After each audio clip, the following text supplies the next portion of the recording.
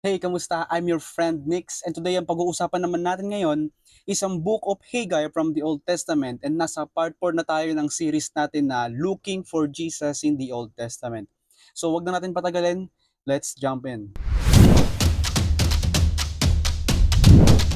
So basically, ang Book of Haggai po ay meron lamang 2 chapters at hanggang 38 verses lang po siya. At ang Book of Haggai po ay pang 10 sa mga books ng minor prophets. So alam naman natin yun na meron kasing major prophets at saka minor prophets ang Old Testament. At pang 37 po na book ang Book of Haggai sa buong compilation ng Old Testament Bible. At naisulat po ang Book of Haggai noong 520 BC. Si Prophet Haggai po ay katulong ni Prophet Zechariah sa Jerusalem.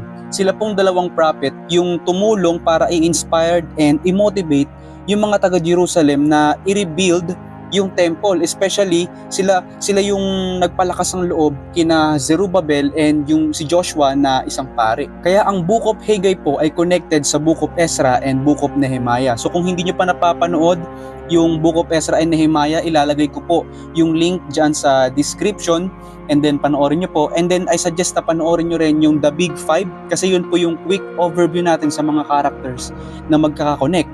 Sila Zerubbabel, Ezra, Nehemiah, Prophet Haggai, and Prophet Zechariah. So andun po yung quick overview, pwede nyo rin po siyang panoorin. Okay, so balik tayo. Sa Book of Ezra, makikita natin na natigil yung pagtatayo ng Second Temple. At ang isa sa mga reason kung bakit naitigil ang pagtatayo ng Second Temple ay makikita natin dito sa Book of Haggai. Dahil sa chapter 1 verse 1 to 15 ng Book of Haggai, makikita natin na kaya pala natigil yung paggawa ng Second Temple ay dahil choice mismo ng mga taga-Jerusalem. So kung babalikan natin yung Book of Ezra, akala natin natigil lang ito dahil sa mga oppositions, sa mga pagkontra ng mga tao, sa pagkontra ng mga Persian officials. Well, totoo naman yun. Pero isa sa main reason kung bakit naitigil or hindi na ituloy ang pagtatayo ng Second Temple ay nilahad mismo ni Prophet Haggai sa kanila, kasi ni-reveal ito ni God kay Prophet Haggai. And kapag binasa natin yan, makikita natin na hindi pala talaga priority ng mga taga-Jerusalem yung pagtatayo ng templo. Anong ginawa nila? Inuna muna nila yung sarili nila. Tinayo muna nila yung sarili nilang bahay, nagtanim muna sila.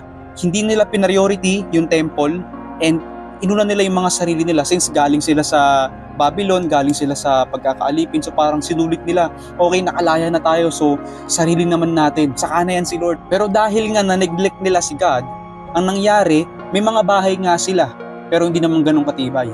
May mga bahay nga sila, pero wala naman sa kanila ang presensya ng Diyos dahil hindi pa ayos ang templo ng Diyos. May mga pananim nga sila pero gutom pa rin sila, naghihirap pa rin sila. Hindi sapat yung inaani nila. Well, in fact, luging-lugi pa nga sila sa mga inaani nila. Dahil wala dun yung presence ng Lord, wala dun yung kamay ng Lord. Hindi sila sinasamahan ng Lord. Dahil na-neglect nila ang presence ni God, which is ang pagtatayo ng temple. So dahil dito nalulungkot yung mga tao and they feel na parang hindi pa rin sila successful, kaya dumating si Prophet Haggai to motivate them. Unang kinausap ni Haggai si Zerubbabel. Si Zerubbabel that time ay isa ng governor sa Judah. So minotivate niya si Zerubbabel na simulan na kasing itayo yung Second Temple. So ang ginawa nila, syempre na-inspired, kinuwento ni Haggai yung mga promise sa kanila ni God. Kumbaga, ni-remind sila ni Haggai na ituloy nyo kasi yung temple dahil may mas magandang gagawin ng Diyos sa inyo. So, anong nangyari? Nabuhayan sila ng spirit, na-motivate sila, na-inspired sila, and then sinimulan na nilang itayo ang Second Temple sa pamumuno ni Zerubbabel. Mas naunawaan na kasi nila na mas mahalaga talagang unahin si God. Mas mahalagang unang itayo ang templo ni God. Dahil doon, sasama ang presence ni God sa kanila at magpo-flow ang blessings. Kung makikita nyo, no, grabe yung epekto sa life natin kapag wala yung kamay ng Lord sa buhay natin. Kapag hindi tayo sinasamahan ng Diyos or tayo mismo yung humihiwalay sa Diyos. And pagdating sa chapter 2, yung moral nila bumaba. Habang ginagawa nila yung Second Temple, they are disappointed. Bakit? Kasi kino-compare nila yung Second Temple na ginagawa nila doon sa original temple na ginawa ni Solomon back then. And makikita nila na hindi na ganun kaganda kasi yung pinagawa ni Solomon na temple, gawa po yun sa mga ginto, yung mga kagamitan. And then hindi basta-basta yung temple na pinagawa ni Solomon. And ngayon yung nire-rebuild nilang temple, hindi na ganun kaganda, hindi na ganun kalaki, and hindi na ganun ka-grande. And nalulungkot sila. And kapag binalikan natin yung Book of Ezra, Mababasa natin doon na yung iba pa nga ay umiiyak dahil nalungkot sila na hindi na ito yung dati nating temple, hindi na ganun kaganda. Pero again, 'di ba, bumaba yung moral nila, minotivate ulit sila ni Haggai at pinaalala sa kanila na ituloy nyo lang yan kasi preparation yan para sa paparating na Messianic King at yon si Jesus Christ. Ituloy lang nila dahil simula ito ng panibagong Jerusalem. So dahil doon nagkaroon sila ng pag-asa, tinuloy pa rin nila yung paggawa ng temple kahit na nasa gitna sila ng disappointment. Alam nyo, same thing din sa atin. Maybe we've been disappointed for so long and makikita natin na yung mga current na ginagawa natin or maybe yung tinatahak natin ay hindi na ganun kaganda yung kinakalabasan. Just remember that God has a plan for you. He will bless you, He will help you, and He will give you, He will provide what you need. Basta ang kailangan mo lang gawin is kumilos para sa Diyos. Gawin ito para sa Diyos kahit nahihirapan kang gawin ito para sa tao. Serve God habang nag-serve ka sa tao. Serve God habang inaabot mo yung dreams mo. Kasi ang disappointment, matik yan sa buhay natin. Now after this, pagdating sa chapter 2 verse 10 to 19, tinuro sa kanila ni Prophet Haggai ang true repentance at ang pagiging faithful ulit sa covenant nila with God. Kailangan nilang magpakalinis at ginamit ni Prophet Haggai yung story sa Deuteronomy at ang isang parable para maalala nila na kapag humawak sila sa isang maduming bagay, magiging madumi na rin sila. At dahil madumi na rin sila, kung ano yung next na hahawakan nilang bagay ay magiging madumi na din.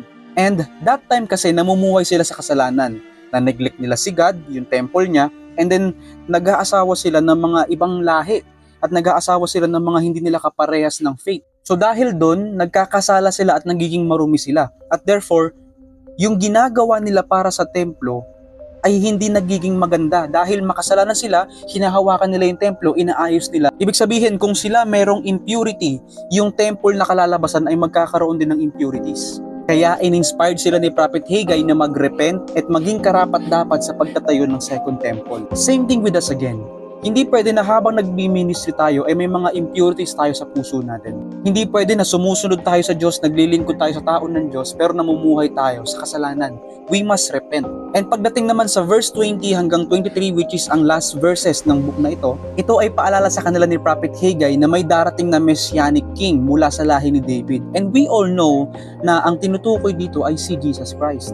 And para mangyari yon, kailangan magsimula muna kay Zerubbabel. Kailangan si Zerubbabel ang umupo sa trono ng kaharian ng Jerusalem dahil si Zerubbabel po ay galing din sa lahi ni King David. So mas lalo silang na-motivate kasi nalaman nila na yung nagli-lead pala sa kanila, which is si Zerubbabel na galing sa lahi ni David, yun pala ay ang continuation and preparation para sa darating na Messianic King.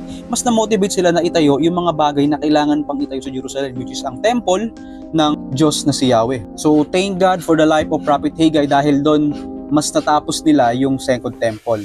And yan ang nilalaman ng Book of Haggai. And daw kung makikita natin no na ang purpose talaga ni Haggai or ang intention ni Haggai is to motivate the people of Jerusalem para itayo yung second temple kasi preparation po talaga ito sa darating na Messianic King. Kumbaga, it's like preparing the way for the coming of the King. Pero bago nila magawa yun, kailangan magpakalinis muna sila dahil galing sila sa makasalanang pamumuhay. And same thing ito sa nangyari sa New Testament. Sinabi ni John the Baptist na ituwid ninyo or tuwirin ninyo ang daraanan ng Panginoon. Pero bago mangyari yon, they need to be baptized. So kailangan nilang magbaptize. Pagpapakita ito, kumaga declaring na sila ay handang tumalikod sa kasalanan or repentance. So the question is, where is Jesus here in the book of Haggai? Makikita natin si Jesus Christ dito sa book of Haggai sa pamamagitan mismo ng teaching ni Jesus sa Matthew 6:33. But seek first the kingdom of God and His righteousness, and all these things will be given to you as well. Tinuro ni Haggai na mamuhay sila sa righteousness at maging faithful sila sa covenant nila with God, and unahin nilang itayo ang temple ni God, and saka sila pinagpala ni God. You see, when we seek God first, everything will follow. Everything that we need ay susunod sa atin.